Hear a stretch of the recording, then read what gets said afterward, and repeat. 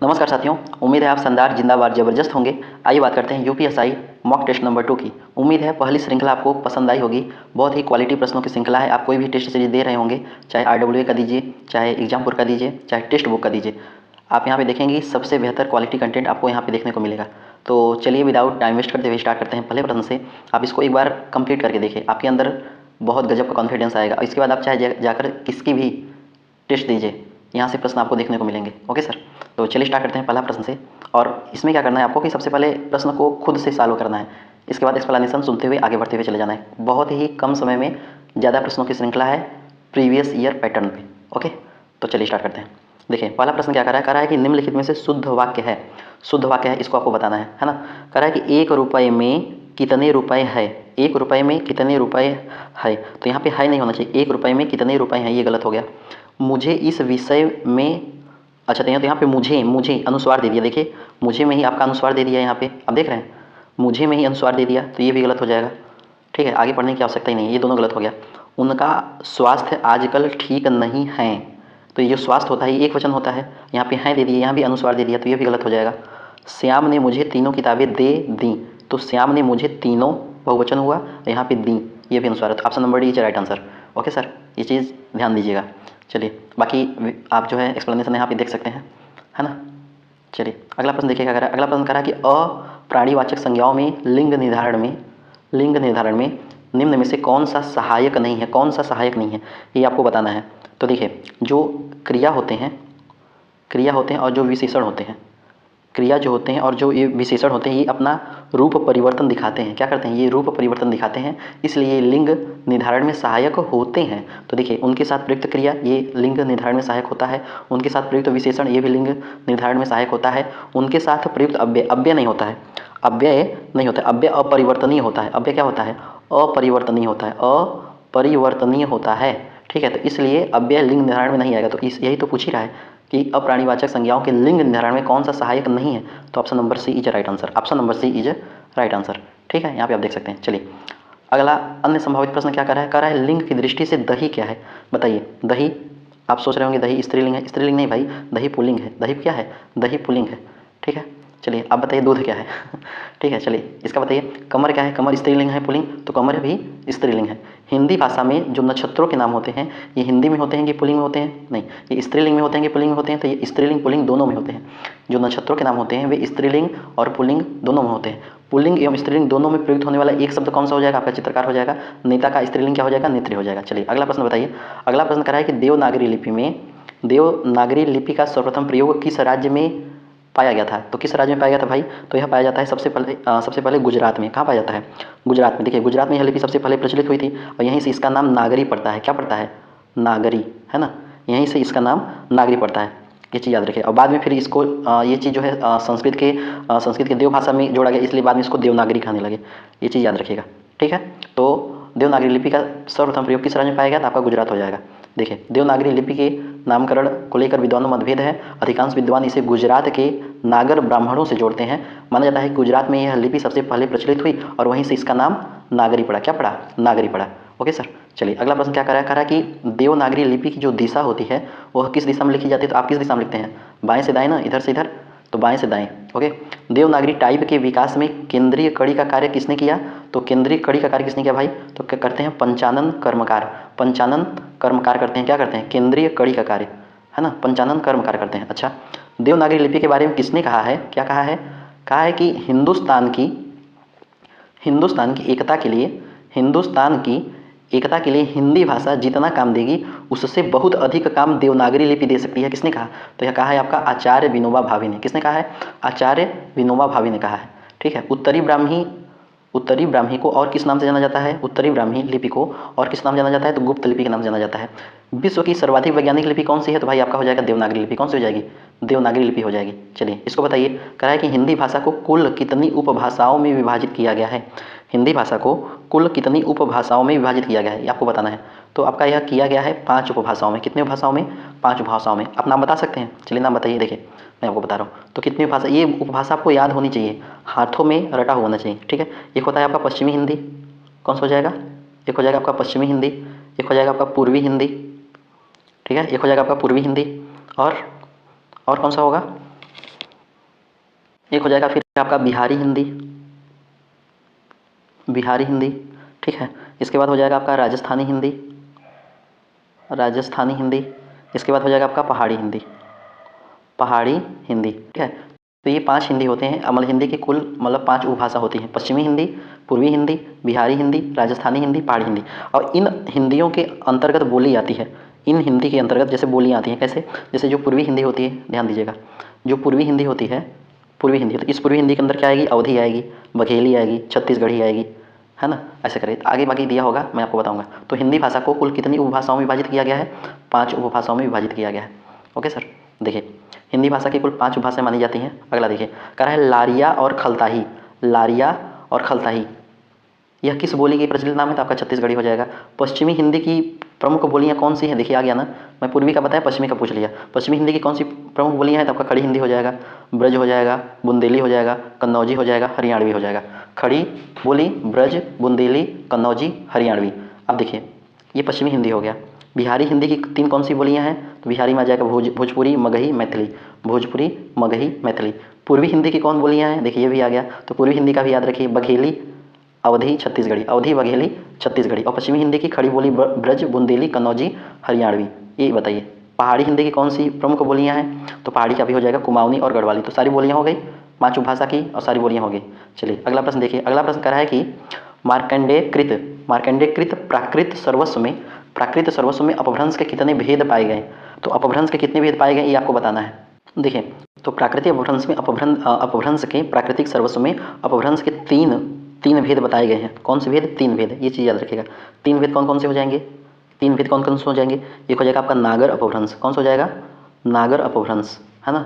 एक हो जाएगा नागर अपभ्रंश, एक हो जाएगा आपका ब्राचड़ अपभ्रंश, ब्राचड़, एक हो जाएगा ब्राचड़ अपभ्रंश, और एक हो जाएगा आपका उपनागर अपभ्रंश, उपनागर अपभ्रंश, ठीक है, याद रखिएगा। अच्छा अपभ्रंश तो आप नाम सुन रहे होंगे, तो अपभ्रंश का अर्थ क्या होता है बताइए, अपभ्रंश का अर्थ क्या होता है, अपभ्रंश का अर्थ होता है बिगड़ा हुआ शब्द, बिगड़ा हुआ शब्द, है ना। अपभ्रंश को क्या बोलते हैं, अपभ्रंश का अर्थ होता है बिगड़ा हुआ शब्द, ये चीज़ याद रखिएगा, ठीक है। तो आगे देखिए, देखिए प्राकृत सर्वस्व जो है यह मार्कंडेय की प्रसिद्ध रचना है, प्राकृत सर्वस्व जो है यह मार्कंडेय की प्रसिद्ध रचना है। इसमें अपभ्रंश के 3 प्रमुख भेद बताए गए, कौन, नागर अपभ्रंश, ब्राचड़ अपभ्रंश और उपनागर अपभ्रंश। इस ग्रंथ से यह ज्ञात भी होता है कि कुछ अपभ्रंश के जो है कुछ विद्वान जो हैं वो अपभ्रंश के 27 भेद भी मानते थे, ठीक है। देखिए अन्य संभावित प्रश्न में वही प्रश्न पूछ लिया, कह रहा है कि अन्य संभावित प्रश्न में कह रहा है कि अपभ्रंश शब्द का अर्थ क्या है। अपभ्रंश शब्द का अर्थ हो जाएगा बिगड़ा हुआ शब्द, क्या हो जाएगा, बिगड़ा हुआ शब्द। अपभ्रंश को किसने अभिरोक्ति कहा है, ये प्रश्न देखिए बहुत इंपॉर्टेंट है। अपभ्रंश को किसने अभिरोक्ति कहा है, अभिरोक्ति, तो भरत ने कहा है, किसने कहा है, भरत ने कहा है। भारत की भाषा के रूप में अपभ्रंश का सबसे प्राचीनतम उदाहरण कहाँ मिलता है, तो सबसे प्राचीनतम उदाहरण आपका मिलता है नाट्य शास्त्र में। कहाँ मिलता है भैया, नाट्य शास्त्र मिलता है, भरत मुनि द्वारा रचित, भरत मुनि द्वारा रचित नाट्य शास्त्र में अपभ्रंश का सबसे प्राचीनतम उदाहरण देखने को मिलता है। अपभ्रंश को किस नाम से जाना जाता है, तो अपभ्रंश को संक्रमण काल कहिए या फिर संधि काल कहिए, संक्रमण काल कहिए या फिर संधि काल कहिए। संस्कृत के वाचस्पत्य कोश में अपभ्रंश का क्या अर्थ मिलता है, तो वाचस्पत्य कोश में आपका मिलता है ग्राम्य भाषा, क्या मिलता है, ग्राम्य भाषा मिलता है। चलिए अगला देखते हैं, कह रहा है कि छत्तीसगढ़ी बोली किस हिंदी उपभाषा के अंतर्गत आती है। जो छत्तीसगढ़ी बोली है यह हिंदी के किस उपभाषा के अंतर्गत आती है, तो भाई साहब आ जाएगा आपका पूर्वी हिंदी के अंतर्गत, किसके अंतर्गत, पूर्वी हिंदी के अंतर्गत आता है, ठीक है। देखिए यहाँ पे आपको हो गया हिंदी की 5 उपभाषाएं जो अभी हम आपको बता चुके हैं, पश्चिमी हिंदी हो गया, पूर्वी हिंदी हो गया, बिहारी हिंदी हो गया, राजस्थानी हो गया और पहाड़ी हिंदी हो गया। पूर्वी हिंदी की 3 मुख्य बोलियाँ अवधी, बघेली, छत्तीसगढ़ी, तो छत्तीसगढ़ी किसमें आ जाएगा, पूर्वी हिंदी में आ जाएगा। देखिए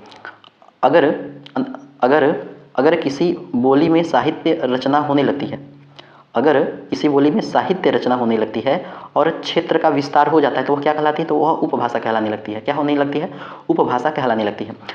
ग्रियर्सन ने हिंदी के मुख्य रूप से कितने उपवर्ग बनाए हैं, तो 2 उपवर्ग बनाए हैं। कितने उपवर्ग बनाए हैं, 2 उपवर्ग बनाए हैं। अधिकतर हिंदी सूफी प्रेमाख्यान काव्य किस भाषा में रची गई है, तो भाई साहब ये तो आपका अवधि हो जाएगी, तो आपको याद ही होगा। बुंदेली की पवारी, राठौरी, बनाफरी, कुंडी, भदावरी इत्यादि 12 उपबोलियाँ किसने बताया है, तो आपका श्याम सुंदर दास ने बताया है। कौन कौन सा, पवारी, राठौरी, बनाफरी, कुंडी, भदावरी, ये सब 12 उपबोलियाँ याद रखिएगा। 12 उपबोलियाँ किसने बताया है, तो श्याम सुंदर दास ने बताया है, श्याम सुंदर दास ने बताया। और सुनिए भोलानाथ तिवारी, भाई साहब भोलानाथ तिवारी ने खड़ी बोली को किस नाम से विभूषित किया है, तो कौरवी नाम से, कौरवी, क्या बोला, कौरवी। तो खड़ी बोली को कौरवी किसने कहा है? तो भोलानाथ तिवारी ने कहा है, याद रखिएगा। चलिए अगला प्रश्न क्या कर रहा है? अगला प्रश्न कर रहा है, देखिए तो सब आपको पता ही होगा, हिंदी वर्णमाला को कितने मानक, अच्छा हिंदी वर्णमाला में कुल कितने मानक स्वर वर्ण माने जाते हैं? मतलब स्वर पूछ रहा है, तो स्वर कितने होते हैं बताइए? 13 होता है, 11 होता है, बताइए स्वर कितने होते हैं? देखिए तो स्वर होते हैं 11, इसमें अयोग वाह को नहीं जोड़ेंगे, अनुस्वार अयोग वाह उसको नहीं जोड़ेंगे, तो 11 होते हैं। कौन कौन से होते हैं बताइए? एक होता है अ, आ, ई, ऊ, उ, मतलब बड़ा हुआ, ठीक है। और री भी आएगा इसमें, ठीक है, री, ए, आए, ओ, और क्या आ जाएगा? औ आ जाएगा। बस इतने ही मानक स्वर होंगे। कितने हो गया? 1 2 3 4 5 6 7 8 9 10 11, हाँ तो 11 मानक स्वर वर्ण माने जाते हैं, ये चीज़ याद रखिएगा, ठीक है। चलिए देखिए हिंदी वर्णमाला को स्वर और व्यंजन में विभाजित किया गया था, तो वही हिंदी वर्णमाला में कुल 11 मानक स्वर वर्ण माने जाते हैं, और आ ई ई उ ऊ री ए ऐ ओ, तो ये चीज़ याद रखिएगा, ये तो याद ही होगा। बाकी आगे देखते हैं। कह रहा है व्यंजन किसे कहते हैं? तो व्यंजन वही जिससे स्वर का सहारा लेना हो, ठीक है। हिंदी मानक वर्णमाला में अनुस्वार, अनुस्वार जिसको बोलते हैं बिंदु होता है जो ऊपर, ठीक है, और विसर्ग जो डबल बिंदु होता है साइड में, तो उसको मतलब किस श्रेणी में रखा जाता है? तो उसको आयोग वाह में रखा जाता है, आयोग वाह में रखा जाता है। हिंदी वर्णमाला में कुल वर्णों की संख्या कितनी है? तो कुल वर्णों की संख्या है 52, एग्जैक्ट 52। देखिए 11 स्वर हो गया, 33 मूल व्यंजन हो गए, 4 संयुक्त व्यंजन हो गए। 4 संयुक्त व्यंजन कौन कौन से हैं बताइए आप फटाक से? 4 संयुक्त व्यंजन कौन कौन से हैं? आप पढ़े हैं ना, बताइए तो बता लेंगे, मुझे पता है। 2 अयोग वाह हो गए, तो अयोग वाह ये हो गए, ठीक है, और 2 द्विगुण व्यंजन हो गए, तो 2 द्विगुण व्यंजन और 4 संयुक्त व्यंजन, ये आप कमेंट बॉक्स में लिख के दीजिए, इंग्लिश में नहीं हिंदी में लिख के बताना है, ठीक है। 4 संयुक्त व्यंजन और 2 द्विगुण व्यंजन कौन कौन से हैं ये आपको लिख को बताइए।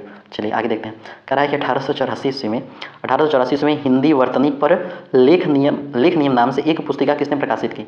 तो आपका प्रकाशित की छत्रधारी सिंह ने प्रकाशित की, ठीक है। 1898 ईस्वी में हिंदी वर्तनी और व्याकरण पर विचार करने के लिए किसने एक समिति गठित की? तो नागरी प्रचारणी सभा काशी, नागरी प्रचारणी सभा काशी। समझ में आ रहा है कुछ? मज़ा आ रहा है? मज़ा आ रहा है? अगर मज़ा आ रहा है तो बहुत अच्छी बात है, बाकी मोटिवेशन ज़्यादा इधर मिलेगा नहीं, क्योंकि सिर्फ क्वालिटी की बात होगी, क्वालिटी कंटेंट, समझ रहे? चलिए भारत की प्राचीनतम वर्णमाला युक्त लिपियों में कौन सी लिपि मानी जाती है? तो कौन सी लिपि मानी जाती है भाई? भारत की प्राचीनतम वर्णमाला युक्त लिपियों में कौन सी लिपि मानी जाती है? तो आपका मानी जाएगी ब्राह्मी लिपि। जो ब्राह्मी लिपि है यह जो है प्राचीनतम में मानी जाएगी। क्या किस में मानी जाएगी? प्राचीनतम में मानी जाएगी, ठीक है। नागरी तो प्राचीनतम नहीं है, नागरी तो प्राचीनतम नहीं है ना, ये ब्राह्मी से ही विकसित है। जो नागरी है ये ब्राह्मी से ही विकसित रूप है, ठीक है। शारदा लिपि तो वहाँ होती है आपका कश्मीरी और हिमालयी में। शारदा जो लिपि है ये आपका कश्मीरी और हिमालय क्षेत्रों में प्रयुक्त होती है ना, ये भी ब्राह्मी लिपि से आपका इसका भी उद्भव हुआ है। कैथी लिपि, तो जो कैथी लिपि है ये बिहार में बहुत ज़्यादा, मतलब इसको आधिकारिक लिपि बनाया था ब्रिटिश लोगों ने, जो ब्रिटिश काल के लोग थे इसको बनाया था, ठीक है। तो इसका आंसर हो जाएगा ब्राह्मी लिपि। देखिए ब्राह्मी लिपि भारत की सबसे प्राचीनतम वर्णनात्मक लिपियों को गिना जाता है। इसका प्रयोग मौर्य काल विशेषकर अशोक के इस अभिलेखों से मिलता है ना। ब्राह्मी के बाद से ही भारत में कई लिपियाँ विकसित हो गई, तो सबसे पुरानी ये लिपि कौन सी मानी जाएगी? ब्राह्मी लिपि मानी जाएगी। इसलिए जो है ब्राह्मी को भारतीय उपमहाद्वीप की जननी लिपि भी कहा जाता है। क्या बोला जाता है? जननी लिपि भी बोला जाता है, ठीक है सर। बाकी यहाँ से आप देख सकते हैं। चलिए अगला प्रश्न क्या करा है, देखिए बहुत बढ़िया प्रश्न है ये। क्या बोल रहा है भाई? कह रहा है किसके अनुसार खर यानी गधे के ओष्ठ यानी ओठ के समान भद्दी लिखावट होने के कारण खरोष्ठी लिपि का नामकरण हुआ? किसका नामकरण हुआ? खरोष्ठी लिपि। किसका नामकरण हुआ? खरोष्ठी लिपि का नामकरण हुआ। यह किसके अनुसार हुआ? तो डॉक्टर राजबली पांडे के अनुसार। किसके अनुसार? डॉक्टर राजबली पांडे के अनुसार। ओके सर, किसके अनुसार? खर गधे ओष्ठ के समान भद्दी लिखावट होने के कारण खरोष्ठी लिपि का नामकरण हुआ, डॉक्टर राजबली पांडे के अनुसार। यही सब प्रश्न पूछ लेता है, तो आप कहेंगे पता नहीं सिलेबस आउट ऑफ सिलेबस आ गया। अरे आउट ऑफ सिलेबस नहीं भाई, आप क्वालिटीदार कंटेंट पढ़ेंगे तब तो समझ में आएगा कि हाँ यहाँ से प्रश्न पूछा जा रहा है। चलिए नहीं, अगर मान लीजिए नहीं याद है, नहीं समझ में आ रहा है, तो इसको याद कर डालिए। 2 बार देख लीजिए, 3 बार देख लीजिए, काहे नहीं याद होगा? याद होगा। देखिए फालतू वीडियो देखने से अच्छा है कि एक वीडियो देखिए उसको 2 बार 3 बार देख डालिए, वो ज़्यादा बेटर रहता है ना। तो टाकरी, लहंदा, गुरुमुखी तथा कश्मीरी लिपि का विकास किस लिपि से हुआ? बताइए किस लिपि से हुआ? तो आपका शारदा लिपि से होता है। किन प्रदेशों के क्षेत्रों में वैधानिक एवं प्रशासनिक कार्यों हेतु कैथी, देखिए आ गया ना, कैथी लिपि का प्रमाण पाया जाता है? तो आपका उत्तर प्रदेश बिहार में आ जाएगा। कैथी लिपि की उत्पत्ति जो है किस शब्द से मानी जाती है? तो कैथी जो लिपि की उत्पत्ति होती है वो आपका कायस्थ से मानी जाती है। किससे मानी जाती है? कायस्थ से मानी जाती है ना। अच्छा ये प्रश्न क्या बोल रहा है? कह रहा है कि मुंडिया और महाजनी और कैथी क्या है? तो ये आपका लिपि है, तो कैथी नाम ये तो लिपि ही है। चलिए ये क्या पूछ रहा है? ये कह रहा है कि निम्नलिखित में से कौन सी जो ध्वनि है वो दंतुष्ट है, तो दंतुष्ट सिर्फ एक ही ध्वनि है, कौन सी होती है, जो दांत और ओष्ठ, इसमें देखिए दंत और ओष्ठ, दांत और ओष्ठ से दोनों के संयोग से उच्चरित होती है, तो ये हो जाएगा आपका सिर्फ व हो जाएगा, क्या हो जाएगा, व, ठीक है, वो हो जाएगा। थ क्या होगा, थ बताइए, थ, त थ, त थ, बोलिए मुँह से बोलिए, अरे मुँह से बोलिए भाई, त थ, तो क्या टच हो रहा है, त थ, आपके जीभ में, आपके टंग में क्या टच हो रहा है, दांत टच हो रहा है, तो ये हो जाएगा दंत ध्वनि है, क्या है, दंत ध्वनि है। प फ, प फ, ओठ हो गया तो ओष्ठ ध्वनि है ना, ओष्ठ ध्वनि है। प फ ब भ म, म, तो म भी आपका ओष्ठ हो जाएगा, म क्या हो जाएगा, म भी आपका ओष्ठ हो जाएगा, ठीक है। चलिए अगला प्रश्न देखते हैं, कह रहा है कि कालिदास त्रिवेदी के संकलन ग्रंथ कालिदास हजारा में लगभग कितने कवियों के कितने पद्य संग्रहित बताए जाते हैं, कितने बताए जाते हैं भाई, तो बताए जाते हैं 212 कवियों के 11,000 पद्य, 212 कवियों के 11,000 पद्य बताए जाते हैं। ओके सर, देखिए कालिदास त्रिवेदी का बड़ा संकलन कालिदास हजारा, तो कालिदास त्रिवेदी का बड़ा संकलन ग्रंथ कालिदास हजारा प्रसिद्ध है, जिसमें जो है जिसमें संवत 1481 से 1776 तक 212 कवियों के 11,000 पद्य संकलित बताए गए हैं। यह ग्रंथ कवियों के काल निर्णय में उपयोगी माना जाता है। देखिए अगला प्रश्न क्या कर रहा है, कालिदास त्रिवेदी ने किस शासक के गोलकुंडा और बीजापुर चढ़ाई का प्रशंसात्मक वर्णन किया है, तो किसका किया है, औरंगजेब का किया है, ठीक है। कालिदास त्रिवेदी की वार वधु विनोद की जो कृति है यह किस संवत में रची बताई गई है, तो आपका संवत 1749 में। कालिदास त्रिवेदी की दो कृतियाँ कौन सी हैं, एक है आपका जंजीरा बंद जिसको बोलते हैं 32 कवित्त, एक है आपका राधा माधव बुद्ध मिलन विनोद, राधा माधव बुद्ध मिलन विनोद, ठीक है। कालिदास त्रिवेदी ने ऋतु वर्णन पर कुल कितने छंद लिखे हैं, तो आपका 14 छंद लिखे हैं, कितने छंद लिखे हैं, 14 छंद लिखे हैं। किसके काव्य से उनके 3 आश्रयदाताओं जालिम जोगाजीत सिंह रघुवंशी, हिम्मत सिंह और अवधूत सिंह का पता चलता है, तो वही कालिदास त्रिवेदी के काव्य से ही जालिम जोगाजीत सिंह रघुवंशी, हिम्मत सिंह और अवधूत सिंह का पता चलता है। चलिए ये प्रश्न बताइए, बहुत बढ़िया प्रश्न है। कह रहा है कि झांसी की रानी तो कौन है, तो पता ही होगा, लेकिन कह रहा है कि झांसी की रानी की कविता की रचयिता कौन है, बताइए। ये है आपके सुभद्रा कुमारी चौहान, एकदम सही है, सुभद्रा कुमारी चौहान कौन हो जाएंगी, सुभद्रा कुमारी चौहान हो जाएंगे। सुभद्रा कुमारी चौहान एक और मतलब उनकी बहुत बढ़िया कविता था, सिंहासन हिल उठे, सिंहासन हिल उठे, ठीक है, ये चीज़ याद रखें, बहुत बढ़िया इनकी कविता थी एक। देखिए यहाँ पे आ भी गया, सिंहासन हिल उठे राजवंशों ने भ्रिकुटी तानी थी, कविता की प्रसिद्ध पंक्ति समुच्चय किस कवित्री का है, तो आपका सुभद्रा कुमारी चौहान का है। वीरों का कैसा हो बसंत, यह कविता किसकी है, तो यह कविता भी आपका सुभद्रा कुमारी चौहान की है। तो सुभद्रा कुमारी चौहान जो है काव्यधारा के किस रूप में पहचानी जाती थी, तो आपके राष्ट्रवादी के रूप में, यानी कि वीर रस के सशक्त स्वर इनको माना जाता था। सुभद्रा कुमारी चौहान का जन्म कहाँ हुआ था, तो सुभद्रा कुमारी चौहान का जन्म जो है प्रयागराज, संगम नगरी प्रयागराज में हुआ था। राखी की चुनौती और जलियांवाला बाग में बसंत शीर्षक से ओजस्वी कविताओं की रचना किसने की, तो ये भी आपका सुभद्रा कुमारी चौहान हो जाएंगी। चलिए इनको बताना है कि आचार्य रामचंद्र शुक्ल ने प्रथम उत्थान नई धारा की समय सीमा कब से कब तक निर्धारित की, तो कब से कब तक निर्धारित की भैया, तो यह निर्धारित करते हैं जो है आपका यह जो है देखिए 1868 से 1893 तक, 1868 से 1893 तक इसको निर्धारित करते हैं, बताइए। हाँ तो बिल्कुल, देखिए आचार्य रामचंद्र शुक्ल ने प्रथम उत्थान की नई धारा जो है प्रथम उत्थान की नई धारा की समय सीमा कब से कब करते हैं, तो 1868 से 1893 तक। देखिए ये 3 करते हैं ना, 3 उत्थान, एक होता है प्रथम उत्थान, तो प्रथम उत्थान आपका हो गया 1868 से 1893 तक। दूसरा उत्थान कब से कब तक है इनका दूसरा उत्थान है जो है वो आपका 1893 से लेके 1918 तक, कब तक है, 1893 से लेकर 1918 तक। और जो तीसरा उत्थान है ये आपका 1918 से आगे है ना, 1918 के आगे से, ये चीज़ याद रखिएगा। चलिए अगला प्रश्न क्या कर रहा है, अगला प्रश्न कर रहा है कि हिंदी नाटक का चर्चित व्यंग नाटक अंधेर नगरी किस उत्थान काल का नाटक है, तो प्रथम उत्थान काल का नाटक है। अंधेर नगरी, अनभुज राजा, टके सिर भाजी और टके सिर खाजा, ठीक है, याद आई कुछ बात, आपके क्लास 8th में था ये, अंधेर नगरी, अनभुज राजा और टके सिर भाजी टके सिर खाजा। प्रथम उत्थान युग में प्रयाग से आरंभ हुई वह मासिक पत्रिका कौन सी थी जिसने आधुनिक गद्य यानी पत्रकारिता पर बल दिया, तो हिंदी प्रदीप। इसके संपादक कौन थे, पंडित बालकृष्ण भट्ट थे। शुक्ल जी का हिंदी साहित्य का इतिहास यह किस संस्था से प्रकाशित है, तो आपका नागरी प्रचारणी सभा काशी से। हिंदी साहित्य का जो इतिहास है यह आपका नागरी प्रचारणी सभा काशी से प्रकाशित है। हिंदी प्रदीप के माध्यम से किसने प्रेस एक्ट का विरोध किया? तो किसने किया भाई साहब? तो पंडित बालकृष्ण भट्ट ने किया। किसने किया? पंडित बालकृष्ण भट्ट ने किया। और सुनिए, भक्ति के साहित्य को निर्गुण और सगुण दो धाराओं में किसने विभाजित किया? भक्ति साहित्य के निर्गुण और सगुण दो धाराओं में किसने विभाजित किया? तो बता दीजिएगा गर्व से। अच्छा, आचार्य रामचंद्र शुक्ल ने किया। किसने किया? आचार्य रामचंद्र शुक्ल ने किया। याद रखिएगा, निर्गुण और सगुण दो धाराओं में किसने विभाजित किया? आचार्य रामचंद्र शुक्ल ने। चलिए ये प्रश्न बताइए, कह रहा है कि निराला की वह कविता, देखिए ये मत देखिए कि प्रश्न का स्तर कैसा है, ये देखिए कि यह प्रश्न आपके एग्जाम में कैसे आ सकता है, वो देखिए। ठीक है, प्रश्न का स्तर तो ऊपर नीचे मीडियम मॉडरेट होता रहता है। निराला की कविता वह तोड़ती पत्थर जो आप पढ़ लिए हैं वो गलत नहीं होना चाहिए। ठीक है, क्योंकि बहुत सारी हर यूट्यूबर अपनी किताब लॉन्च कर दे रहा है। जो किताब लॉन्च करने वाले थे पब्लिकेशन वो अलग ही दुनिया में चल रहे हैं, तो क्या वही बोलो, कॉपी पेस्ट चल रहा है, बस कुछ नहीं। निराला की कविता वह तोड़ती पत्थर में कवि ने मजदूरीन को किस नगर की सड़क पर देखा है? तो किस नगर की सड़क पर देखा है भाई साहब? इलाहाबाद। किस नगर की सड़क पर देखा है? इलाहाबाद के पथ पर देखा है। इलाहाबाद के पथ पर देखा है। ठीक है सर, चलिए। कह रहा है कि अन्य संभावित प्रश्न क्या कर रहा है? कह रहा है जो सूर्यकांत त्रिपाठी निराला जी हैं, इनकी पहली रचना कौन सी थी जो एक गीत थी? तो जन्मभूमि। कौन सी थी? गीत थी। क्या थी? जन्मभूमि। निराला की रचना जूही की कली में नायक और नाविका कौन है? तो नायक आपके पवन है और नायिका आपके जूही की कली है। ठीक है, भिक्षुक, विधवा, बादल, राग जैसे कविताओं के रचनाकार कौन है? सूर्यकांत त्रिपाठी निराला। सूर्यकांत त्रिपाठी निराला है ना।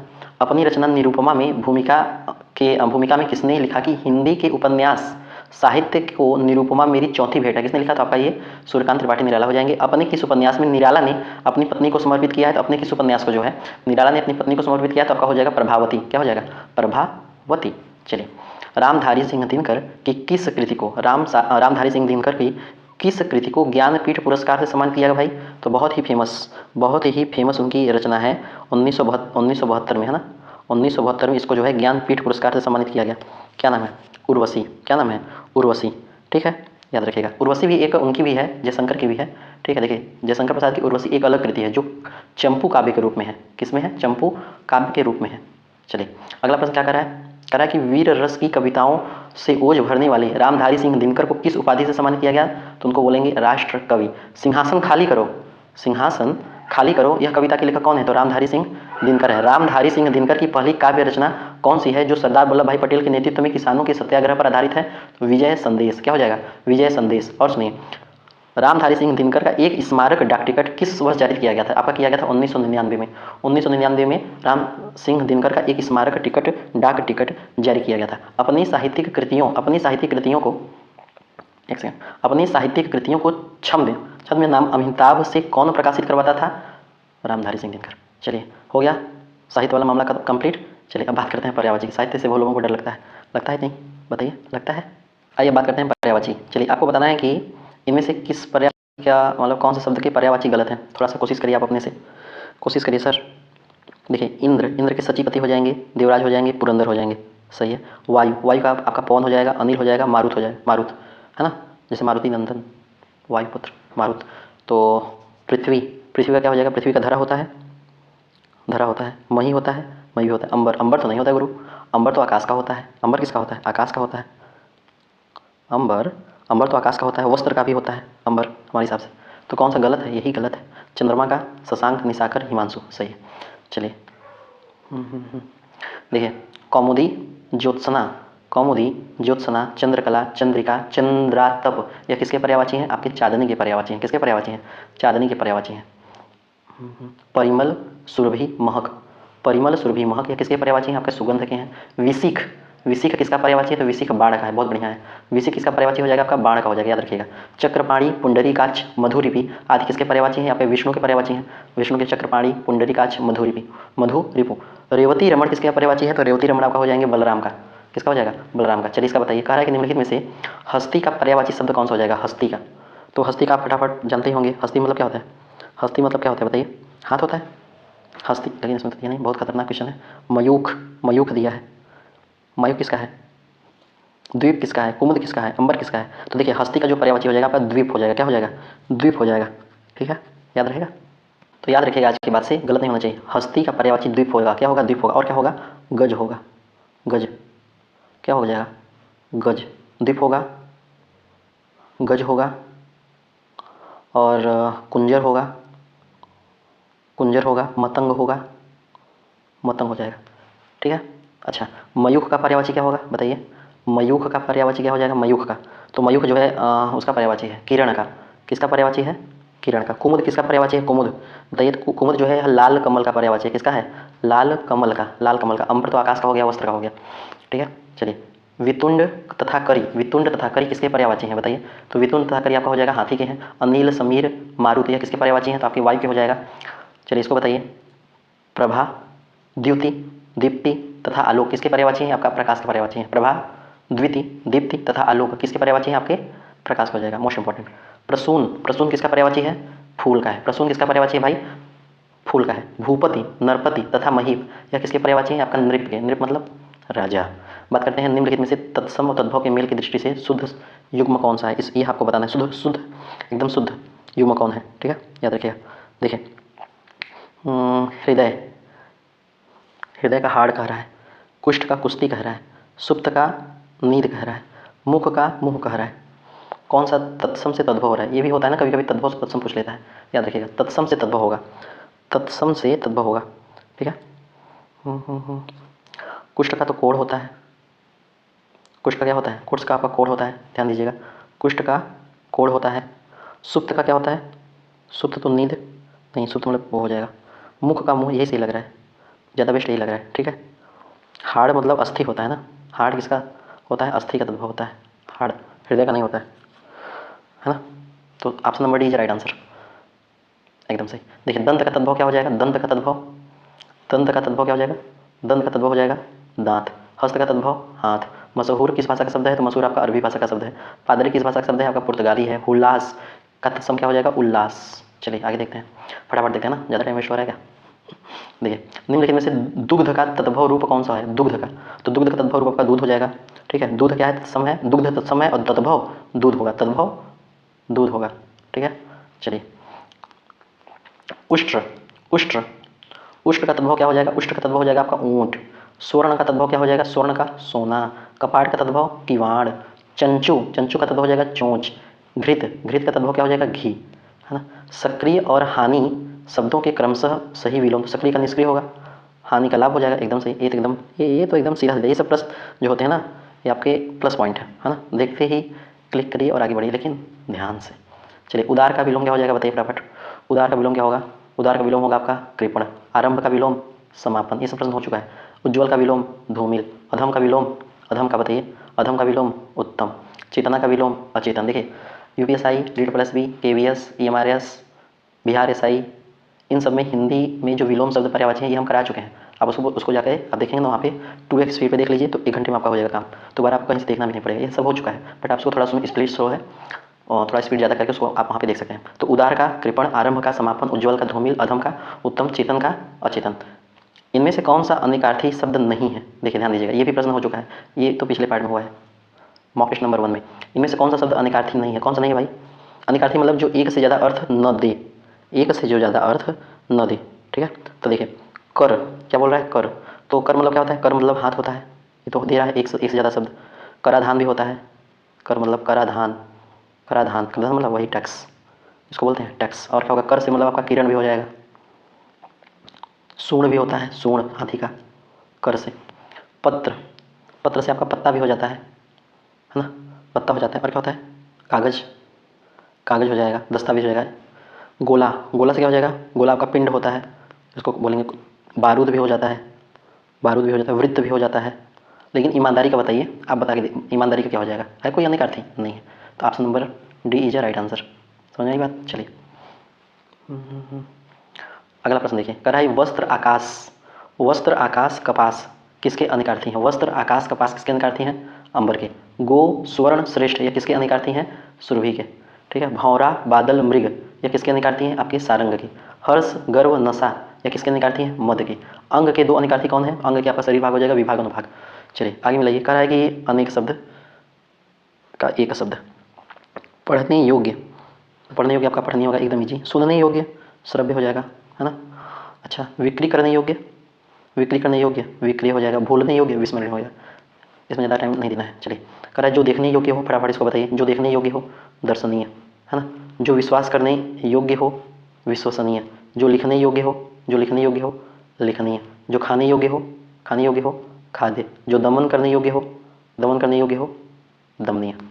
आगे देखिए, करा है कि निम्नलिखित में से कौन सा विकल्प सही नहीं है, बताइए फटाफट कौन सा विकल्प सही नहीं है। प्रत्येक 3 महीने में होने वाला एक प्रकाशित होने वाला त्रैमासिक, ये तो सही है। प्रत्येक 6 महीने में एक बार प्रकाशित होने वाला अर्धवार्षिक, ये भी सही है। प्रतिदिन प्रकाशित होने वाला दैनिक, नहीं। सप्ताह में एक बार प्रकाशित होने वाला, तो सप्ताह में एक बार प्रकाशित होने वाले को साप्ताहिक बोलेंगे। पाक्षिक किसको बोलेंगे बताइए, पाक्षिक दिया है, तो पाक्षिक मतलब महीने के पहले आधे भाग को, महीने के, ध्यान दीजिएगा, पाक्षिक, ये तो सप्ताह में एक बार प्रकाशित होने को तो साप्ताहिक बोल देंगे। पाक्षिक किसको बोलेंगे, पाक्षिक उसको बोलेंगे कि महीने के, याद रखिएगा, महीने के प्रथम आधे भाग को, प्रथम आधे भाग को, प्रथम आधे भाग को, जिसको बोलते हैं एक पक्ष बोलते हैं कृष्ण पक्ष, क्या बोलते हैं, कृष्ण पक्ष। और इसके बाद वाले दूसरे भाग को क्या बोलते हैं, दूसरे भाग को बोलते हैं शुक्ल पक्ष, क्या बोलते हैं, शुक्ल पक्ष बोलते हैं। अर्थात 2 सप्ताह को एक पक्ष कहा जाता है, 14 दूना 28 दिन, तो 2 सप्ताह को एक पक्ष कहा जाता है, और सप्ताह में एक बार प्रकाशित होने वाले को साप्ताहिक कहा जाता है, याद रहेगा। चलिए, कह रहा है कि अन्य संभावित प्रश्न क्या है भाई साहब, चलिए बताइए। जिसकी 2 माताएं हों उसको क्या बोलेंगे, द्वय मातुर। जो देने योग्य हो, देय, देखने की इच्छा, दीदृच्छा। जिसका दमन कठिन हो, दुर्दम्य। जिस समय मुश्किल से भिक्षा मिलती है, दुर्भिक्ष। चलिए आगे देखिए, कह रहा है कि वर्तनी बताइए, वर्तनी मामला है। गलत वर्तनी शब्द का चयन कीजिए। अपयुक्त नियमों के उल्लंघन पर दंड दिया जाएगा। अपयुक्त क्या होता है भाई, अपयुक्त क्या होता है, उपयुक्त होता है, गलत हो जाएगा फटाक से ऑप्शन नंबर ए। उपयुक्त होता है कि उपयुक्त नियमों के उल्लंघन पर दंड दिया जाएगा, क्या भाई। चलिए, अन्य संभावित प्रश्न क्या है कि कीर्ति, कृपया, करुण, कवित्री में कौन सी वर्तनी शुद्ध है, सभी तो शुद्ध है, कवित्री सही है, ठीक है।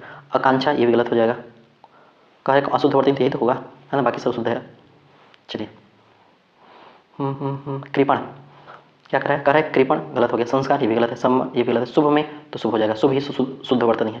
वीर, विष, इसमें कह रहा है शुद्ध वर्तनी, तो कौन सा शुद्ध वर्तनी है, ये भी गलत, ये भी गलत, ये भी गलत। चर्म सही है, ये भी गलत, ये भी गलत, ये भी गलत, ये सही है।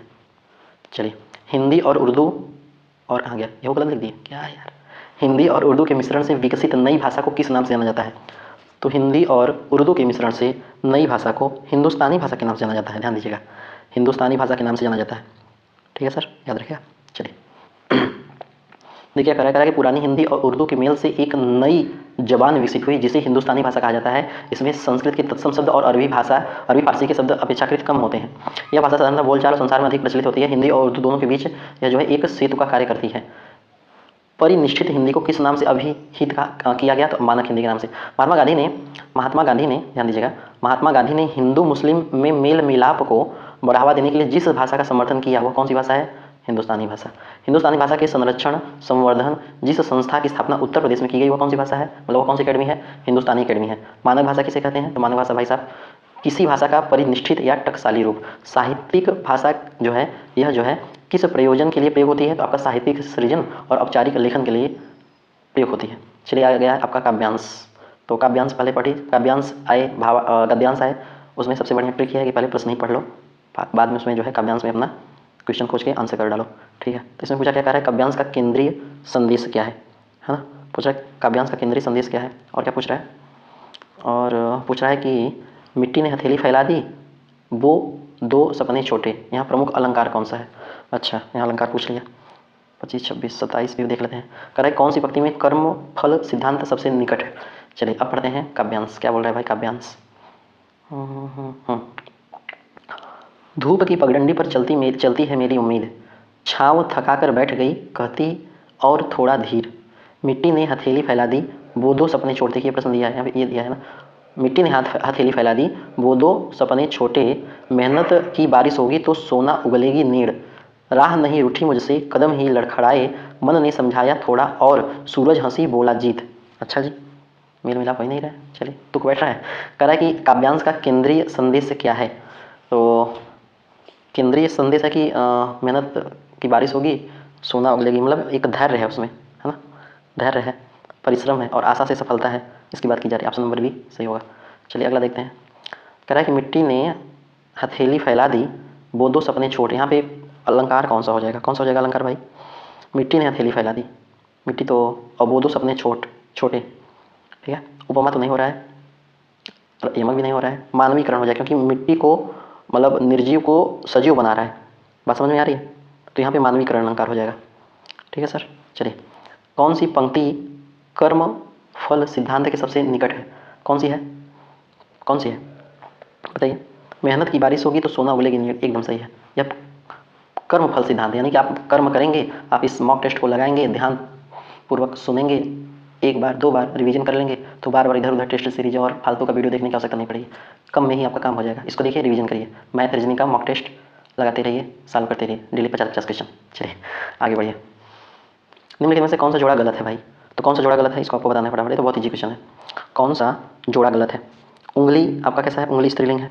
कलाई पुल्लिंग नहीं, कलाई पुल्लिंग नहीं भाई, कलाई भी, कलाई आपका स्त्रीलिंग है, कलाई स्त्रीलिंग है, ठीक है। जांघ स्त्रीलिंग है, पैर पुल्लिंग है, तो कलाई हो जाएगा, ये गलत हो जाएगा ना, ऑप्शन नंबर बी, कलाई स्त्रीलिंग होगा। कलाई क्या होगा? स्त्रीलिंग होगा। बुढ़ापा कैसा है? बुढ़ापा आपका पुल्लिंग है। बहाव, चढ़ाव, बढ़ावा, हिंसा में कौन सा शब्द स्त्रीलिंग है? अच्छा जी, बहाव, चढ़ाव, बढ़ावा, अहिंसा नहीं करनी चाहिए, तो स्त्रीलिंग अहिंसा हो जाएगा। मोती का लिंग क्या है? मोती, झरझर मोती, पुल्लिंग हो जाएगा, क्या हो जाएगा? पुल्लिंग हो जाएगा। चलिए अगला प्रश्न देखिए, कह रहा है दिनों के नाम, दिनों के नाम भाई हमेशा पुल्लिंग होता है ना। वर्तमान राष्ट्रपति के पद को किस लिंग से संबोधित करेंगे? तो आपके पुल्लिंग से संबोधित करेंगे। राष्ट्रपत्नी तो होता नहीं है, राष्ट्रपति, ठीक है।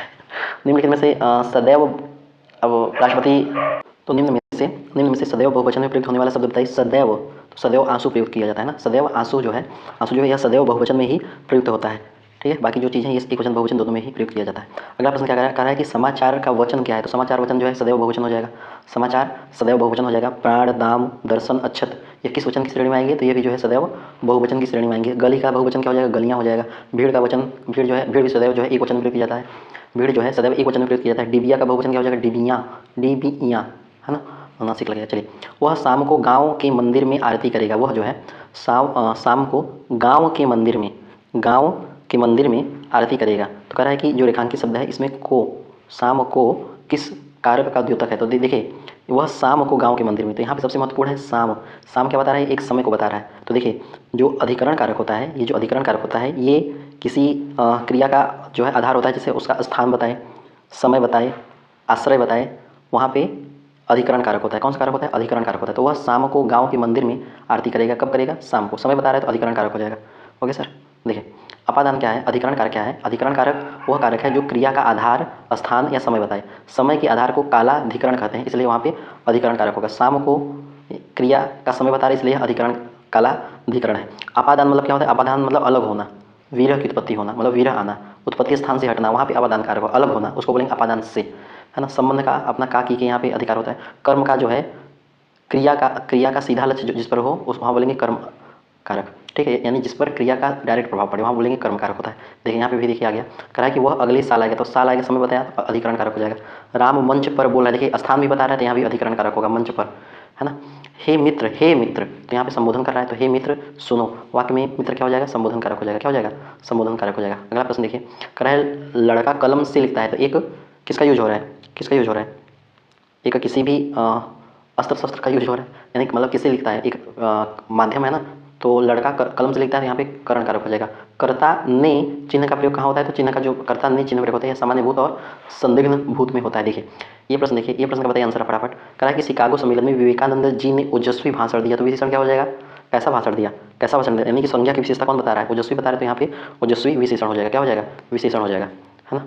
देखिए, मकान बहुत जर्जर हो चुका है, तो मकान बहुत जर्जर हो चुका है, क्या हो जाएगा? जर्जर क्या है? जर्जर विशेषण हो जाएगा। जर्जर क्या है? विशेषण हो जाएगा। प्रहलाद ईश्वर के श्रेष्ठ उपासक था, तो इसमें विशेषण क्या होगा? तो कैसा उपासक था? श्रेष्ठ उपासक था। जो संज्ञा और सर्वनाम दोनों की विशेषता बताते हैं उसको विशेषण बोलते हैं। और विशेष किसे कहेंगे? जिसकी विशेषता बताई जाए, यानी कि श्याम बहादुर है, कौन बहादुर है? श्याम बहादुर है, तो श्याम क्या हो जाएगा? विशेष से हो जाएगा। आज मौसम बहुत सुहावना है, तो सुहावना क्या हो जाएगा? विशेषण हो जाएगा, मतलब कैसा है बारे में बता रहे तो विशेषण सुहावना है ना। देखिए, अच्छा, समन्स, समन्स का हिंदी अनुवाद क्या होगा? ये उसका आगे क्या? बीएनएस का क्वेश्चन, मूल विधि का। देखते हैं, समन्स का हिंदी अनुवाद तो आपका समन ही होगा। क्या होगा? समन ही होगा, समन ही होगा, समन ही होगा, है ना। देखिए, विधि के संदर्भ में समन का मानक हिंदी रूप समन है। दंड प्रक्रिया संहिता, वर्तमान में भारतीय नागरिक सुरक्षा संहिता में इसका वर्णन मिलता है। समन किसे बोलते हैं बताइए? तो समन वह आदेश है, समन वह आदेश है जिसे अदालत में किसी व्यक्ति के उपस्थित होने दस्तावेज लेने के लिए बुलाती है। समन वह आदेश है। वारंट अलग होता है, जो वारंट होता है अलग होता है, यह गिरफ्तारी, तलाशी आदि के लिए एक प्राधिकारित आदेश होता है ना, याद रखिएगा। चलिए अगला प्रश्न देखते हैं। अच्छा, अन्य संभावित प्रश्न देखिए, गजट को क्या बोलते हैं? गजट को गजट को बोलते हैं राजपत्र, क्या बोलेंगे राजपत्र। वारंट को क्या बोलते हैं, वारंट को बोलते हैं अधिपत्र। नोटिफिकेशन मतलब होता है आपका अधिसूचना, रिजोल्यूशन मतलब होता है आपका संकल्प, और डिस्क्रिप्शन मतलब होता है आपका विवरण। हम कल नई योजना शुरू करेंगे, हम कल नई योजना शुरू करेंगे। इस वाक्य में काल क्या है, तो कल करेंगे, तो भाई भविष्य काल, कौर पास्ट वाला नहीं, आने वाला कल, है ना। चलिए, वाक्य का क्रियापद करेंगे, यह क्रिया रूप आने वाले समय को जो है कार्य होने का संकेत देता है। देखिए वर्तमान में था है थी, ये सब तो पता ही होगा आपको। भूतकाल में किया था, किए थे। पूर्ण भूतकाल में कर चुका था, की थी, ये सब हो जाएगा। वह कल आएगा, बताइए फटाक से, भविष्य काल हो जाएगा। मैं पत्र लिख रहा हूँ, वर्तमान काल। उसने रिपोर्ट जमा की थी, पूर्ण भूतकाल। ये प्रश्न पूछता है, उसने रिपोर्ट जमा की थी, तो पूर्ण भूतकाल। शायद कल वर्षा हो, संभाव्य, अच्छा भविष्य काल। वे रोज अभ्यास करते हैं, तो सामान्य वर्तमान हो जाएगा। देखिए इसको बताइए, उफ इतनी धूप पड़ रही है, उफ इतनी धूप पड़ रही है, क्या हो जाएगा, विस्मयादि बोधक अव्यय। क्या हो जाएगा, विस्मयादि बोधक अव्यय। देखिए अब यहाँ बताइए, यहाँ क्या कर रहा है, कह रहा है छी, यह क्या कर दिया, छी यह क्या कर दिया, तो यह भी छी में किस में आएगा, विस्मयादि बोधक में आएगा। धत्त गलती हो गई धत्त गलती हो गई, तो क्या हो जाएगा, विस्मयादि बोधक। अफसोस, अवसर चूक गया, अफसोस, विस्मयादि बोधक। राम और श्याम आए हैं, वाक्य में और क्या होता है, अब वो भाई आपका समुच्चय बोधक हो जाएगा। क्या हो जाएगा, समुच्चय बोधक हो जाएगा। वह बहुत धीरे धीरे बोलता है, कैसा बोलता है, धीरे बोलता है, तो क्रिया विशेषण हो जाएगा, है ना। चलिए, उपसर्ग युक्त शब्द नहीं है, उपसर्ग युक्त शब्द नहीं है, तो कौन सा है भाई। देखिए उपसर्ग किसको बोलते हैं, सबसे पहले ये बताइए। तो उपसर्ग उसको बोलते हैं जो किसी शब्द के पूर्व में जुड़े, जो किसी शब्द के पूर्व में जुड़े। प्रत्यय किसको बोलते हैं बताइए, प्रत्यय। प्रत्यय जो होता है वो जो किसी शब्द के बाद में जुड़े, जो किसी शब्द के बाद में जुड़े, ठीक है। तो देखिए उपसर्ग प्रयुक्त शब्द नहीं है, आपको देखना है। तो अमान्य, अमान्य, अमान्य, अ तो उपसर्ग है ना, ये तो नहीं होगा, क्योंकि अ उपसर्ग है। निराश, निराश, निराश में यहाँ पे निराशा होना चाहिए, है ना। निराश क्या होता है, तो इसमें होता है निर उपसर्ग जोड़ता है, निर प्लस आशा, निराशा होता है, तो ये भी नहीं होगा इसका मतलब, है ना। और प्रत्यावर्तन, प्रत्यावर्तन क्या होता है, प्रत्यावर्तन में प्रति उपसर्ग का यूज होता है ना, प्रति उपसर्ग का यूज होता है, तो ये भी नहीं होगा। हो जाएगा आपका विद्यालय, विद्यालय क्या हो जाएगा, विद्यालय। देखिए जो विद्यालय होता है ये आपका समास से बना है, किससे बना है, समास, ना कि उपसर्ग से बना है। तत्पुरुष समास से बना है, तत्पुरुष, ठीक है, तत्पुरुष समास से बना है, याद रखिएगा। चलिए, कह रहा है अधिकार में प्रयुक्त उपसर्ग कौन सा है, तो अधिकार में अधि, अधिकार में कौन सा उपसर्ग है, अधि। आगमन में आ, अपमान में अप, स्वाभिमान में आपका स्व, स्व, लापता में आपका ला हो जाएगा। समझ में बात को। चलिए आगे देखते हैं। कह रहा है निम्नलिखित में से संधि नियम के उल्लंघन की दृष्टि से अशुद्ध है। संधि नियम की दृष्टि से, संधि नियम के उल्लंघन की दृष्टि से अशुद्ध है, कौन सा हो जाएगा अशुद्ध भाई, कौन सा शुद्ध हो जाएगा। दुष्कर्म, दुष्कर्म तो सही लिखा है, दुष्कर्म, दुधन कर्म, दुष्कर्म हो जाएगा, ये तो सही है। दुष्चरित्र, दुधन चरित्र, दुधन चरित्र, ये भी सही है। दुशासन, या फिर इसको ऐसे भी लिख सकते हैं ना, इसको देखिए ऐसे भी लिख सकते हैं, दुशासन, ठीक है, ये भी सही है। निष्कपट, ये गलत दिख रहा है, निष्कपट ऐसे नहीं होता है, निष्कपट होता है ऐसे, यहाँ पे ये वाला सा नहीं यूज होगा, ये वाला सा होगा, निष्कपट। Option number C is right answer, option number C, है ना। चलिए इसका बताइए। निधन छल, निश्चल का क्या हो जाएगा, निश्चल। निधन संदेह, निसंदेह या निस्संदेह। दुर्धन उपयोग, दुरुपयोग। अधः धन गति, अधोगति। नमः धनकार, नमस्कार, है ना। नीलकंठ में कौन सा समास है बताइए, नीलकंठ में कौन सा समास है, नीलकंठ में कौन सा, नीला है कंठ जिसका, नीला है कंठ जिसका, कौन हो जाएंगे, महादेव, बताइए। तो इसमें हो जाएगा बहुव्रीहि समास। क्या हो जाता है, बहुव्रीहि समास। जो अव्ययी भाव समास होता है इसमें पहला पद प्रधान होता है ना। अव्ययी भाव समास में पहला पद जो है क्या होता है, पहला पद प्रधान होता है, ठीक है। चलिए देखिए यहाँ पे दिया है ना, आप देख सकते हैं। आगे देखिए, क्या है, महाबाहु में, महाबाहु में कौन सा समास है, महान है जिसकी बाहु, बहुव्रीहि। दशानन में, दस है जिसके आनंद, बहुव्रीहि, हाँ। जो तीसरा को बताए, किसी तीसरे को बताए, वो बहुव्रीहि में आएगा। नीलोत्पल, नीलोत्पल में आपका कर्मधारय समास हो जाएगा। घनश्याम कर्मधारय। नरपति तत्पुरुष समास हो जाएगा। समास के बारे में हम आपको करवा चुके हैं, देख सकते हैं आप वहाँ पे जाके उस वाले वीडियो को।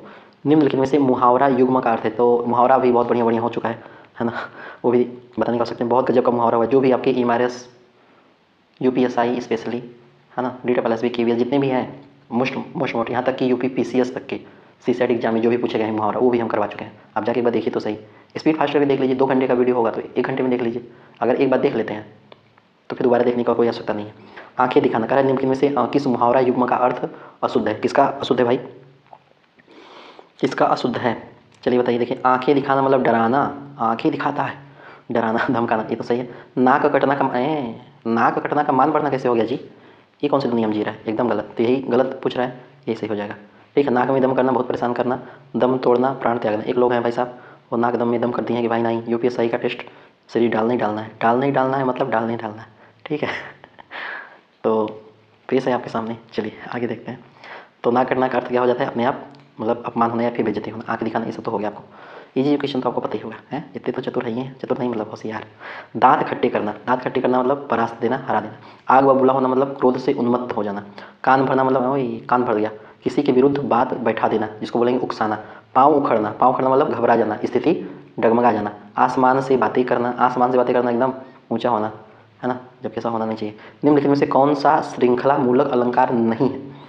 आई बात समझ में, असली बात तो यहाँ पे है। और अलंकार तो आप पढ़े होंगे, श्लेष अलंकार, रूपक अलंकार, है ना। इसको बताइए निम्नलिखित में से कौन सा श्रृंखला मूलक अलंकार नहीं है? देखिए, श्रृंखला मूलक अलंकार किसको बोलते हैं? नाम में ही स्पष्ट है, श्रृंखला यानी कि जो एक कड़ी दर कड़ी आगे बढ़ाए, जैसे एकावली, कारणमाला, है ना, ऐसे करके ये चीज़ आएगा ऐसे। तो श्रृंखला मूलक अलंकार उसे कहते हैं जो एक कड़ी दर कड़ी आगे बढ़ाए। ठीक है, तो कड़ी दर कड़ी कौन बढ़ाए? कारणमाला भी आ रहा है इसमें, एक माला दीपक भी बता रहा है, एकावली भी बता रहा है। काव्य लिंग नहीं होगा, काव्य लिंग नहीं होता, काव्य लिंग नहीं होगा। ठीक है, चलिए अगला प्रश्न बताइए। कह रहा है कि जब काव्य पंक्ति में कई अलंकार मिश्रित हों और उन्हें अलग करना कठिन हो तो वहाँ कौन सा अलंकार होगा? तो वहाँ पे संकर अलंकार होगा। कौन सा अलंकार होगा? संकर अलंकार होगा, याद रखिएगा, है ना। पानी बीच मीन प्यासी, पानी बीच मीन प्यासी, मोही सुनी सुनी आवे हाँसी। पानी बीच मीन प्यासी, मोही सुनी सुनी आवे हाँसी, इन पंक्तियों में कौन सा अलंकार होगा? तो इसमें होगा विशेषोक्ति अलंकार। विशेषोक्ति अलंकार, जहाँ एक वस्तु की अनेकत्र स्थानों पर संभावना होने पर भी अन्यत्र निषेध कर उसका एक ही स्थान पर वर्णित किया जाए, वहाँ पे कौन सा अलंकार हो जाएगा? तो वहाँ पे हो जाएगा परिसंख्या अलंकार। कौन सा अलंकार? परिसंख्या अलंकार हो जाएगा, है ना। दीपक अलंकार की पहचान बताइए। दीपक अलंकार, तो उपमान और उपमेय दोनों का एक धर्म कहा जाए। उपमान एवं उपमेय दोनों का एक धर्म कहा जाए। जहाँ स्तुति प्रतीत हो किंतु वास्तव में निंदा हो, वहाँ कौन सा अलंकार होता है? तो वहाँ होता है ब्याज निंदा अलंकार। ब्याज निंदा अलंकार। परीक्षा गुरु के उपन्यास के लेखक कौन है बताइए? परीक्षा गुरु उपन्यास के लेखक कौन है भाई? तो हैं आपके लाला श्रीनिवास दास। लाला श्रीनिवास दास कब लिखे थे भाई? कब लिखे थे? 1882 में। 1882 में। देखिए, परीक्षा गुरु हिंदी का प्रथम मौलिक आधुनिक उपन्यास माना जाता है और इसके लेखक हैं लाला श्रीनिवास दास, है ना। देवकी नंदन खत्री, नाम तो सुने ही होंगे। देवकी नंदन खत्री चंद्रकांता 1888, मतलब एक आप समझ रहे हैं कैसी कहानी है। श्रद्धा राम फुल्लौरी, ये भाग्यवती लिखते हैं 1888 में, परीक्षा गुरु के बाद। प्रेमचंद्र का प्रथम हिंदी उपन्यास है आपका सेवा सदन। प्रेमचंद्र का प्रथम हिंदी उपन्यास है सेवा सदन, है ना। बाकी ये सब तो आप जानते होंगे। आगे देखिए, चलिए बढ़िया क्वेश्चन यहाँ पे पूछता है। कह रहा है कि परीक्षा गुरु 1882 को अंग्रेजी ढंग का हिंदी का प्रथम मौलिक उपन्यास किसने माना है? तो माना है आपके आचार्य रामचंद्र शुक्ल ने। आचार्य रामचंद्र शुक्ल ने। और सुनिए, लाला श्रीनिवास दास ने अपने उपन्यास परीक्षा गुरु को क्या माना है? नई चाल की पुस्तक माना है। क्या माना है? नई चाल की पुस्तक माना है। पुरुषोत्तम दास, बाबू बैजनाथ, पंसारी का लड़का जो है हरगोविंद, यह किस उपन्यास के पात्र हैं? परीक्षा गुरु के ही पात्र हैं, है ना, याद रहेगा। किस उपन्यास का प्रारंभ लॉर्ड चेस्टरफील्ड के उदाहरण चतुर मनुष्य को जितने में खर्च में उतनी मतलब अच्छी प्रतिष्ठा अथवा धन मिल सकता है, मूर्ख को उससे अधिक खर्चने पर भी कुछ नहीं मिलता, यह भी जो है आपका इसमें परीक्षा गुरु में है। निःसहाय हिंदू किसके द्वारा लिखित उपन्यास है? राधा कृष्ण के द्वारा। राधा कृष्ण के द्वारा लिखित उपन्यास है। तो अब आ जाता है आपका मूल विधि एवं संविधान, है ना। तो उम्मीद है हिंदी वाला आपको समझ में आया होगा। कैसा लगा जरूर बताइएगा। अटेंडेंस दे दीजिएगा कि हाँ हम आ गए हैं और हम इस क्लास को कंप्लीट कर चुके हैं। ठीक है, मिलते हैं नेक्स्ट पार्ट में। मूल विधि संविधान, मैथ रीजनिंग चाहिएगा तो वो भी बता दीजिएगा, वो भी करवा देंगे। बाकी अभी तो हम मूल विधि संविधान और हिंदी को लेकर चल रहे हैं। 40-40-80 कम से कम इसमें आपका जो है 70 तो सही होना ही चाहिए। ठीक है, कोशिश यही है। बाकी आप मूल विधि संविधान में अगर 40 में से कम 30 के आसपास कर रहे हैं तो बहुत बढ़िया स्कोर जा रहा है आपका, 25 से 30 के बीच में। ठीक है सर, चलिए मिलते हैं इस पार्ट में। तब तक के लिए थैंक यू। कैसा लगा जरूर बताइएगा। बाय।